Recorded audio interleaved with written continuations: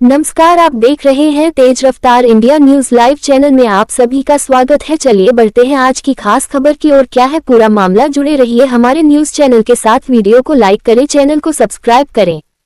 कानपुर के कुली बाजार थाना अनवरगंज क्षेत्र से एक गंभीर और चौंकाने वाला मामला सामने आया है, जहां एक गरीब रिपेयरिंग कारीगर के साथ ठगी और पुलिसिया दबाव का आरोप लगा है। पीड़िता तबस्सुम बानो, पत्नी मोहम्मद अली, निवासी कुली बाजार, ने बताया कि उनके पति ने सगीर अहमद उर्फ कल्लू से 10 केवीए ऑल्टरनेटर खरीदने का सौदा 16,000 रुपए में तय किया था, जिसमें 6,000 रुपए एडवांस दिए गए। लेकिन आरोप है कि सगीर अहमद ने बिना सूचना दिए ऑल्टरनेटर किसी और को बेच दिया और एडवांस राशि लौटाने से इनकार कर दिया। जब पीड़ित ने पैसा वापस मांगा तो गाली गलौज और झूठे मुकदमे में फंसाने की धमकी दी गई। इतना ही नहीं, आरोप है कि कुली बाजार चौकी इंचार्ज सौरभ सिंह ने आरोपी से मिलकर पीड़ित की दुकान में जबरन ताला लगवा दिया और दुकान खोलने पर जेल भेजने की धमकी दी। पीड़ित परिवार दहशत में है और न्याय की गुहार लगा रहा है। पीड़िता ने मांग की है कि दुकान का ताला तुरंत खुलवाया जाए, दोषियों पर मुकदमा दर्ज हो और 6,000 रुपए की रकम वापस दिलाई जाए। अब बड़ा सवाल, क्या गरीब को मिलेगा न्याय? क्या पुलिसकर्मियों की भूमिका की होगी जाँच? क्या नाम है आपका? मेरा नाम मोहम्मद अली उर्फ जैकी। जैकी जी, क्या मामला है और क्या प्रकरण है आज? मामला एक्चुअली हमारा ये है कि हमारा स्क्रैप, मैं डीलर हूँ, सेकेंड हैंड का मेरा काम है, जनरेटर मोटर वगैरह का। तो जिनके खिलाफ मैंने जो भी IGRS किया है, इनसे मैंने अल्टरनेटर का सौदा किया था। तो ये 2 दिन से मेरे पीछे खुद पड़े हुए थे, जिसकी मुझसे बात हो गई अल्टरनेटर की और सौदा तय भी हो गया। तय होने के बाद मैंने इनको ऊपर के जो भी 6,000 रुपए बैलेंस था वो मैंने इनको पे कर दिया। किसको पे किया था? सगीर अहमद को। सगीर अहमद उर्फ कल्लू। कल्लू कहाँ रहते हैं? वाले, ये भी कुली बाजार 80/20 ए मदीना मार्केट। अच्छा। उसके बाद ये वादा हुआ कि अल्टरनेटर आ जाए तो उसके बाद हमारे पास भेज देना, बाकी का पेमेंट हम आपको कर देंगे। तो अल्टरनेटर आया भी, मेरे तक के खबर नहीं आई और वो अल्टरनेटर इन्होंने किसी और को भेज दिया। जब मैं शाम को पहुंचा, शाम को अपने पैसे के लिए मैंने उनसे बात करी तो वो मुझसे गलत लैंग्वेज में बात करने लगे और कहने लगे कि तुम्हारा कोई पैसा नहीं है। और रही बात थाने की, पुलिस की, तो थाना मेरी जेब में है, मैं थाना जेब में रख के चलता हूँ। जो समझ में आए, जो करते बने वो कर लेना। जिस थाने में समझ में आए उस थाने में मेरे नाम की कंप्लेन दे देना। उनका थाने में उठना बैठना है, थाने का कुछ काम भी करते हैं वो। थाने का कोई कर्मचारी नहीं, कोई अधिकारी क्या है? वो कुछ भी नहीं है, वो सिर्फ एक इलेक्ट्रीशियन है।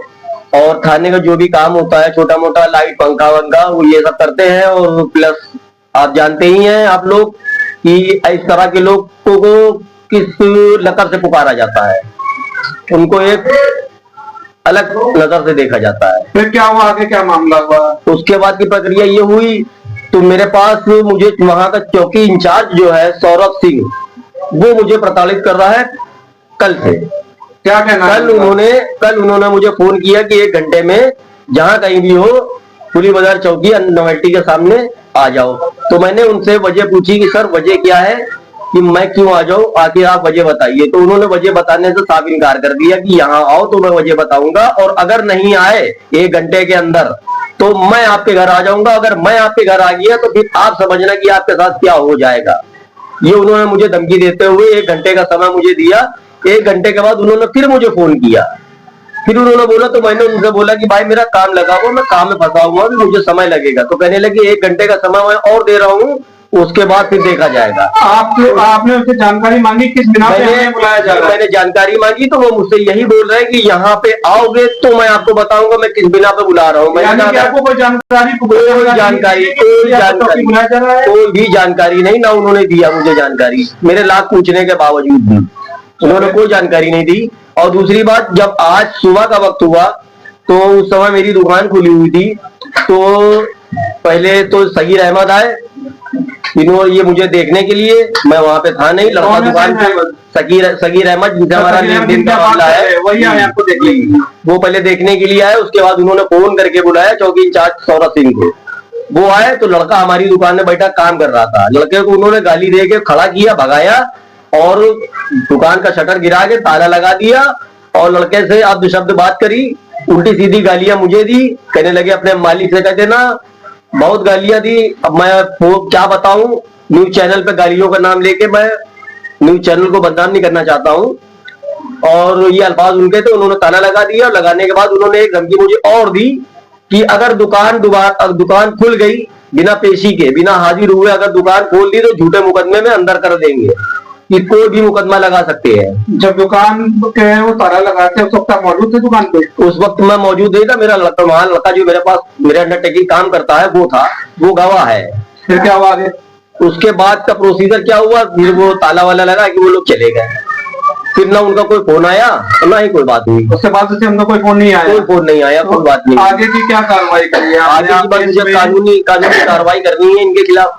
मुझे इस पर आपने कोई कानूनी कार्रवाई करी? कानूनी कार्रवाई मैंने IGRS करा दिया है, उसकी ये कॉपी है, ये आप देख सकते हैं। तो ये किसको लेकर आपने कंप्लेंट दर्ज कराई है? ये मैंने अभी DGP को भेजा, थाना अनवरगंज भेजा। किसके खिलाफ कराई है? सगीर अहमद के खिलाफ और सौरभ सिंह चौकी इंचार्ज जो मुझे प्रताड़ित कर रहे हैं घूम घूम के। इन्होंने मेरी दुकान में जबरन ताला डाल दिया। मेरी 2 पैसे की रोजी रोटी, मैं छोटा आदमी हूँ, मेरा मकान भी किराए का है, मेरी दुकान भी किराए की है, और इन्होंने किस बिहाफ पे ताला डाल दिया ये वजह ये खुद बताएं मुझे, आगे मुझे बताएं या मीडिया को बताएं इसकी वजह क्या है जो इन्होंने ताला डाल दिया, किस अधिकार से ताला इन्होंने डाला हमारी दुकान पे।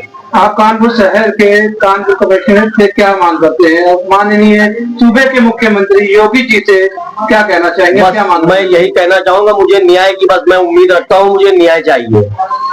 आगे की क्या कार्रवाई करना? आगे की कार्रवाई एक और मैं IGRS मैं कमिश्नर को देना चाहता हूँ, मैं कल की डेट में दूंगा। तो देख सकते हैं आप।